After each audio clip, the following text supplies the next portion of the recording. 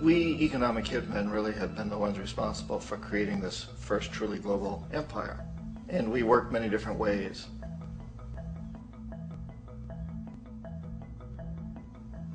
But perhaps the most common is that we will identify a country that has resources our corporations covet, like oil, and then arrange a huge loan to that country from the World Bank or one of its sister organizations.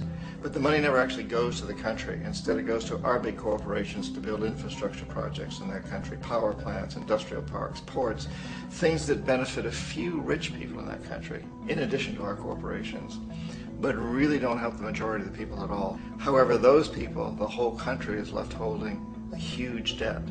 It's such a big debt they can't repay it, and that's part of the plan, that they can't repay it. And so at some point, we economic hitmen go back to them and say, listen, you owe us a lot of money, can't pay your debts, so sell your oil real cheap to our oil companies.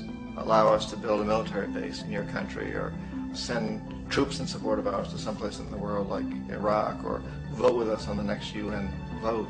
To have their electric utility company privatized and their water and sewage system privatized and sold to U.S. corporations or other multinational corporations.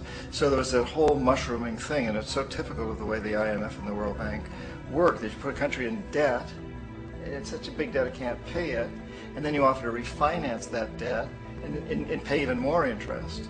And you demand this quid pro quo, which you call a conditionality or good governance, which means basically that they've got to sell off their resources, including many of their social services, their utility companies, their school systems sometimes, their penal systems, their insurance systems, to foreign corporations.